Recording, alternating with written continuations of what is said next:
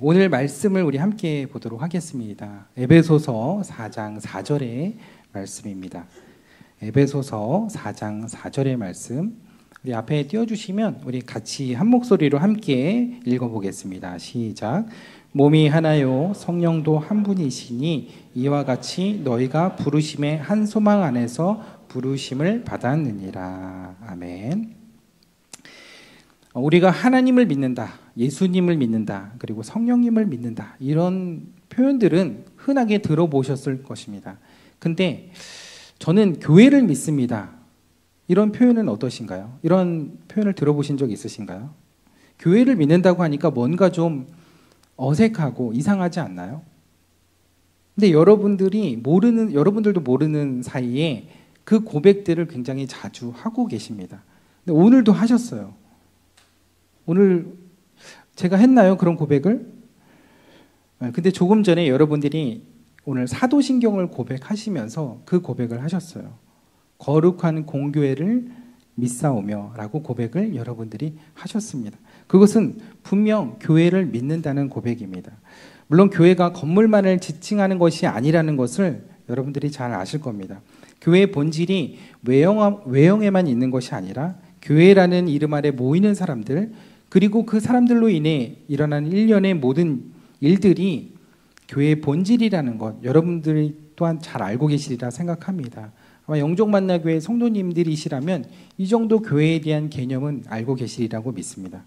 그래서 교회가 건물이 아니고 사람으로 이루어진 모임이라고 한다면 교회는 그냥 단순히 딱딱하게 죽어있는 그냥 하나의 그냥 건물이 아니라 살아 움직이는 유기체와 같은 곳이다라고 이야기를 할 수 있습니다. 이것을 좀 여러분들에게 느낌을 잘 전달해 보려고 제가 그림을 하나 준비해 왔는데요. 그림을 한번 보여주시겠어요? 네, 이 그림을 처음 보시더라도 이 그림의 화풍을 보면 누가 그린 것인지 쉽게 알 수 있습니다. 누가 그린 것일까요?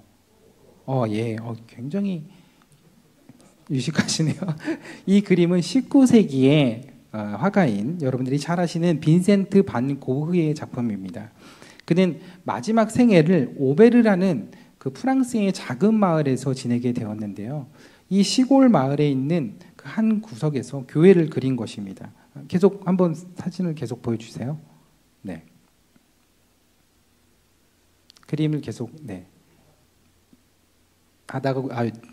예.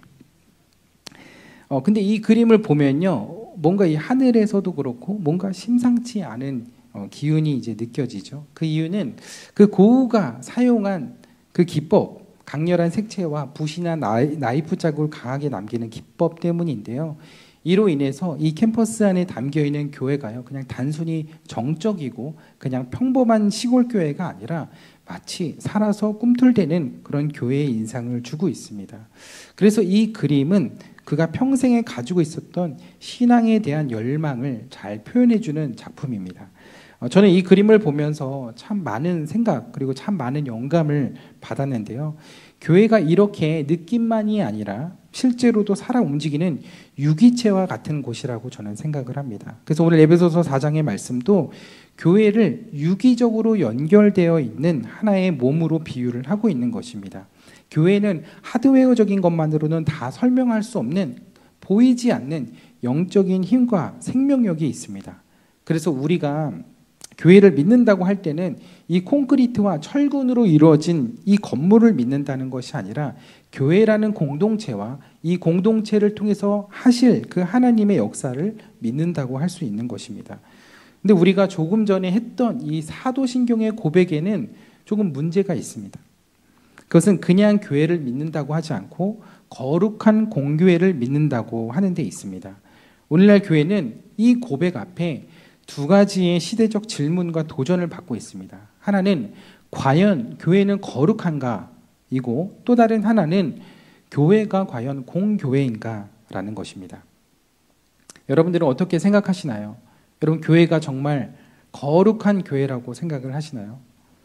이반 일리라는 교육학자는 이런 이야기를 했습니다. 지금 시대에 학교는 많은데 교육이 없고, 선생은 많은데 스승이 없고, 학생은 많은데 제자가 없고, 집은 많은데 가정이 없고, 교회는 많은데 성전이 없고, 목사는 많은데 목자가 없고, 교인은 많은데 성도가 없는 시대이다. 이게 무슨 의미일까요?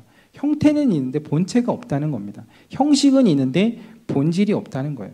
구세군의 창립자인 윌리엄 부스는 다가오는 세기의 교회의 가장 큰 위험은 성령이 없는 신앙, 그리스도 없는 기독교, 회개 없는 죄사함, 거듭남 없는 구원, 지옥 없는 천국이 될 것이다 라고 했습니다. 이 말은 교회와 신앙이 본질을 잃어가고 있는 그 위기에 대해서 말하고 있는 것입니다. 그런데 교회의 본질은 거룩함에서부터 시작이 되는 거거든요. 거룩함은 히브리어로 카도시라고 하는데 그 말은 구별되다라는 뜻입니다. 죄와 구별됨, 세상과 구별됨, 악과 구별됨, 그것이 거룩의 본질인 것이죠.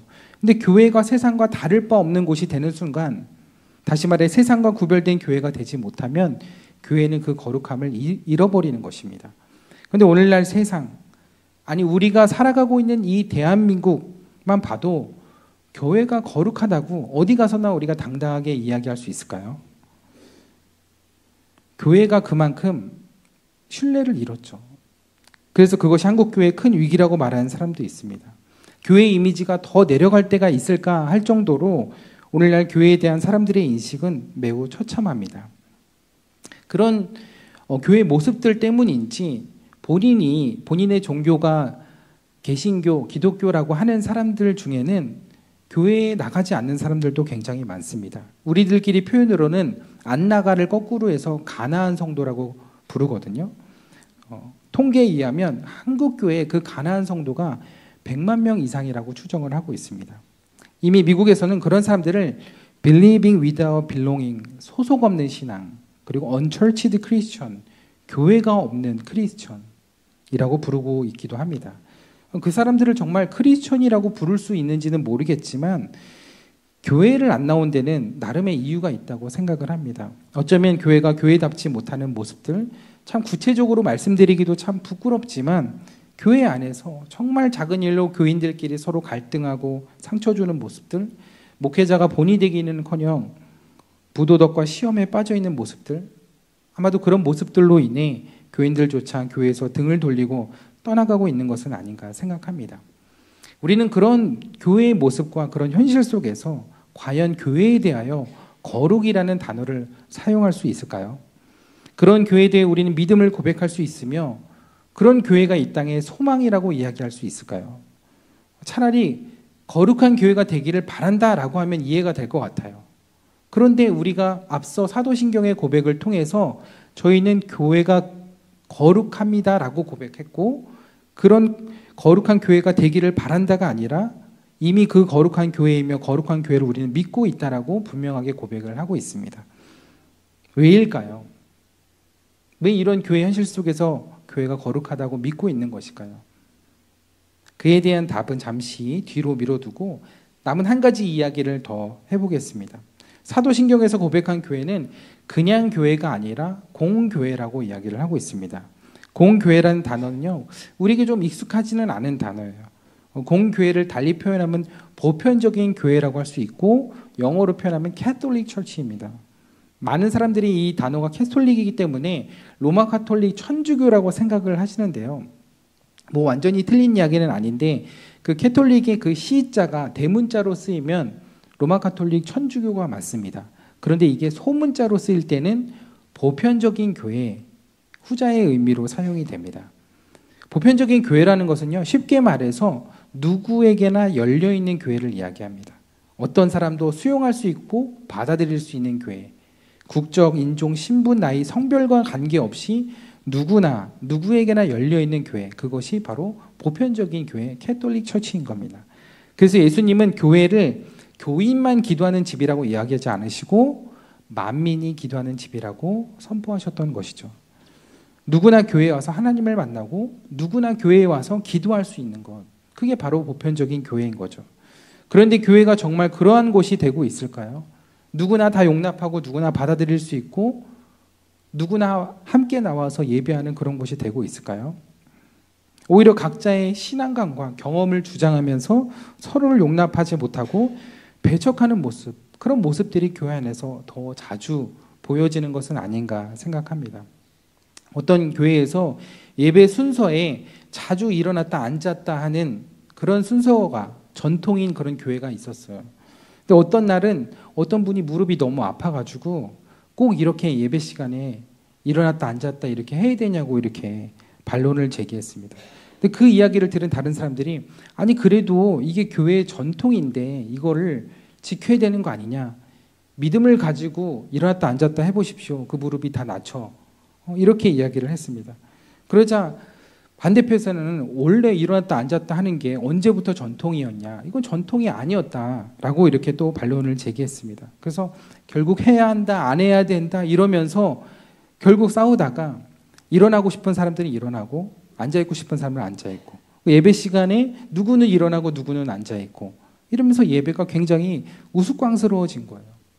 근데 그런 모습을 본인들도 견디기가 어렵고 또 새로운 새 가족들이 와서도 되게 보기가 어려우니까 결국에는 이 사람들이 그 교회에 가장 오래되신 원로 장로님을 찾아간 거예요. 그 장로님을 찾아가서 물었습니다. 장로님, 우리 교회 전통이 일어섰다 앉았다 이렇게 하는 게 우리 교회 오래된 전통이 맞죠? 그러자 그 장로님이 망설임 없이 그것은 우리 교회의 전통이 아닙니다 라고 이야기를 했습니다. 그러자 반대편 사람들이 그거 보라고 이렇게 일어났다 앉았다 하는 거 전통이 아니라고. 원래 조용히 앉아서 예배드리는 게 그게 원래 전통이라고. 그렇죠 장로님? 이렇게 얘기를 하자 장로님은 다시 고개를 저으면서 아닙니다. 그것도 우리 교회 전통이 아닙니다. 그러자 사람들이 그러면 우리 교회의 전통이 뭔가요 장로님? 그러자 장로님이 우리 교회의 전통은 여러분들처럼 서로 늘 싸우는 게 전통입니다. 이렇게 얘기를 하셨다는 거예요. 그 이야기를 듣고 교인들이 아무 말 없이 돌아갔다고 합니다. 이렇게 자신들과 입장이 다른 사람들, 용납하지 못하고 함께하지 못하는 그런 모습의 교회가 과연 보편적인 교회가 될 수 있냐는 것이죠. 이런 교회 현실 속에 사도신경의 이 고백들, 우리가 자주 하는 이 고백이 우리에게 편하게 다가올 수 있냐는 것이요. 그렇다면 이렇게 거룩하지도 보편적이지도 않는 그렇지 않아 보이는 교회를 향하여 거룩한 공교회를 믿는다는 이 사도신경의 고백을 오늘날 우리는 어떻게 받아들여야 하고 어떤 의미로 고백을 해야 하는 걸까요? 우선 저는 결론적으로 말씀드리고 싶은데요. 그럼에도 불구하고 이 고백은 결코 틀리지 않았다는 것입니다. 더 나아가 이 고백은 오늘날 교회에 꼭 필요하고 그리고 우리에게도 매우 중요한 고백이라고 생각합니다. 그 이유는 공교회에 대한 믿음은 우리 즉 사람으로부터 시작되는 것이 아니라 하나님으로부터 시작되는 것이기 때문입니다. 교회는 사람이 시작하는 곳이 아니에요. 교회는 하나님이 시작하는 곳이고 교회는 하나님께 속한 곳입니다. 이 사실이 참 중요해요. 왜냐하면 이 사실이 교회의 거룩성과 공교회성을 보증하는 것이기 때문에 그렇습니다. 성경에 보면 정결한 것에 부정한 것이 닿으면 어떻게 된다고 얘기하죠? 부정해진다고 이야기를 합니다. 다시 쉽게 표현해 볼게요. 여러분, 깨끗한 것에 더러운 것이 닿으면 어떻게 될까요? 더러워지죠. 그게 율법입니다. 그게 세상의 법입니다. 마찬가지로 정결한 것에 부정한 것이 닿으면 부정해집니다. 그것은 사람이나 물건이나 똑같이 적용이 되는 거예요. 그래서 율법에는 서로 그 부정함을 옮기지 않기 위한 율법의 규정들이 굉장히 많이 있고 구체적으로 적혀져 있습니다. 그걸 이제 정결법이라고 하는데요. 사람이나 물건에 대한 정결법이 굉장히 많이 있어요. 그런데 거기에 하나님에 대한 정결법은 없습니다. 왜냐하면 하나님은 속됨이나 부정함을 결코 입지 않으시는 분이기 때문이에요. 하나님은요, 오히려 반대로 적용이 돼요. 부정한 우리가 하나님께 닿으면 하나님이 부정해지시는 것이 아니라 우리가 정함을 입는 거예요. 혈루병에 걸린 그 부정한 여인이 예수님의 옷자락을 만졌는데 예수님이 부정해지신 것이 아니라 그 여인이 정함을 얻게 되죠. 예수님에게는 정결법이 다르게 적용되었다는 것이고 그것은 곧 예수님이 하나님이시라는 증거라는 것이에요. 하나님은 우리의 죄가 주홍같이 붉을지라도 눈과 같이 희게 만드시는 분인 줄 믿습니다. 그래서 우리는 하나님께 속할 때 정결함을 얻고 거룩해지는 거예요. 교회도 마찬가지입니다. 교회는 정말 다양한 사람들이 오는 거예요. 무엇보다 교회는 다양한 죄인들이 오는 곳입니다. 그러나 교회는 결코 부정해지지 않습니다. 그렇게 많은 죄인들이 있는데 교회가 부정해지지 않는다는 것이 참 의아할 수 있죠. 그러나 답은 간단합니다. 사람은 부정해 보일 수 있지만 하나님이 시작하시고 하나님께 속한 교회와 교회의 본질은 부정해지거나 변질될 수 없기 때문입니다. 그래서 우리는 교회가 거룩하다는 것을 믿고 고백할 수 있는 거예요.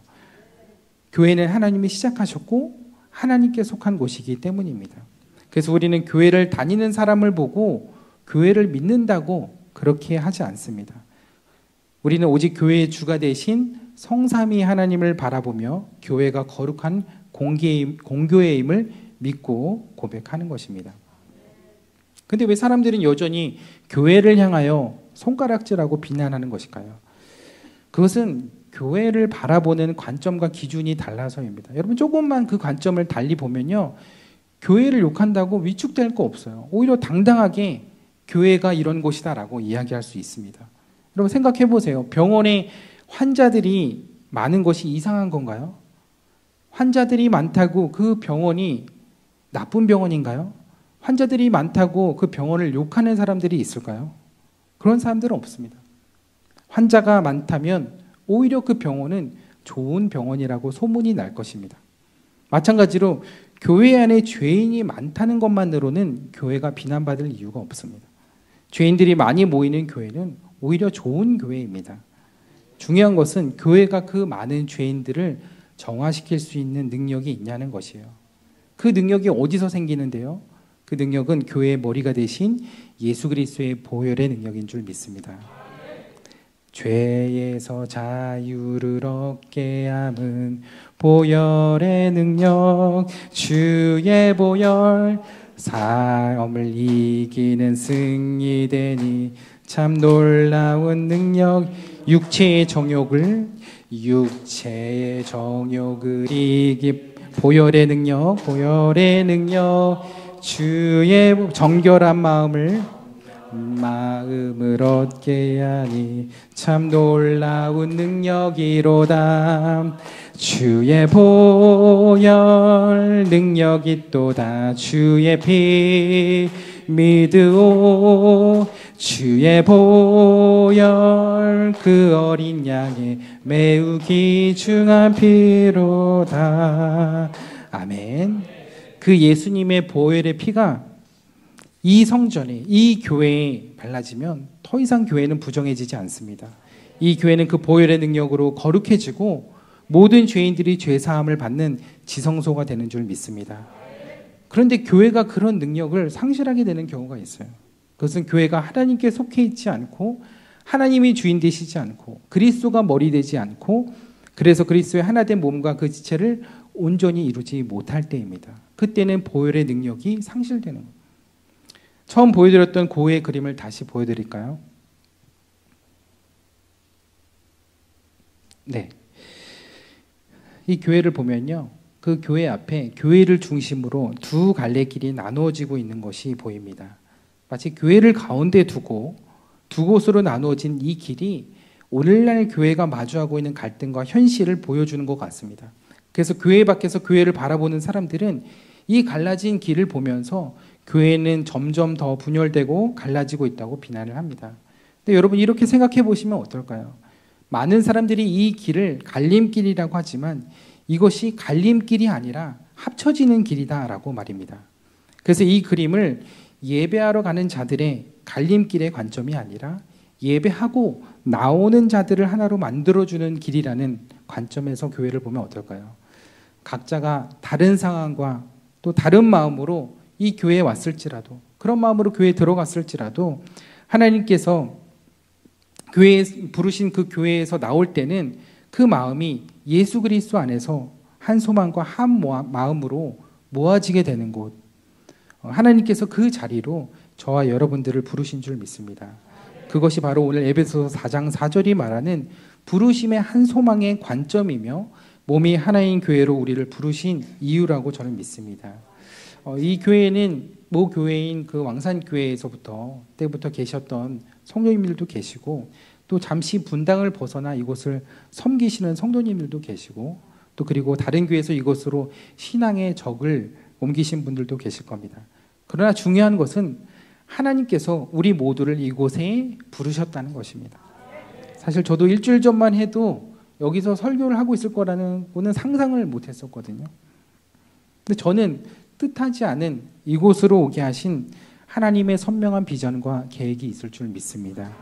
그래서 로마서 8장 28절의 말씀처럼 우리가 알거니와 하나님을 사랑하는 자 곧 그의 뜻대로 부르심을 입은 자들에게는 모든 것이 합력하여 선을 이루는 것처럼 우리가 하나님의 인도하심과 그 뜻대로 부르심을 받은 자들이 맞다면 우리는 이곳에서 거룩한 교회로 그리고 누구나 함께 할 수 있는 하나가 된 교회로 그런 교회로 만들어가는 그 사명을 함께 감당해야 할 줄 믿습니다.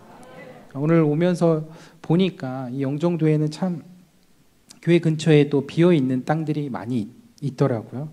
그러나 그곳이 언제까지나 비어있을 것이라고 생각하는 사람들은 많지 않을 거예요. 왜냐하면 이곳에는 다 도시개발 계획이 있다는 것을 알기 때문이죠. 마찬가지로 우리 영종만나교회도 하나님의 비전과 계획을 우리가 바라본다면 이 자리가 비어있지만은 않을 것입니다. 하나님을 찾는 더 많은 영혼들을 이곳으로 부르시고 예배하게 하실 줄 믿습니다. 그러나 이곳이 단순히 사람만 넘쳐나는 교회가 돼서는 안 됩니다. 이곳에 하나님의 사랑이 넘쳐야 하고 또 그 사랑으로 하나가 되는 교회가 되어야 할 줄 믿습니다. 그래서 이 교회가 하나님께 속한 거룩한 교회가 되어야 할 줄 믿습니다. 이를 위해 우리가 함께 기도해야 할 줄 믿습니다. 이 교회가 정말로 하나님 주시는 마음으로 복음 안에서 어떤 사람도 수용하고 용납하고 사랑할 수 있는 그런 교회가 되게 하여 주옵소서. 세상과는 다른 거룩한 사명을 감당하는 복된 교회가 되게 하여 주옵소서. 그렇게 여러분들 기도해 주시고 함께 응답의 길로 나아가는 우리 영종만나교회 모든 성도님들 다 되시기를 주님의 이름으로 축복하고 축원합니다.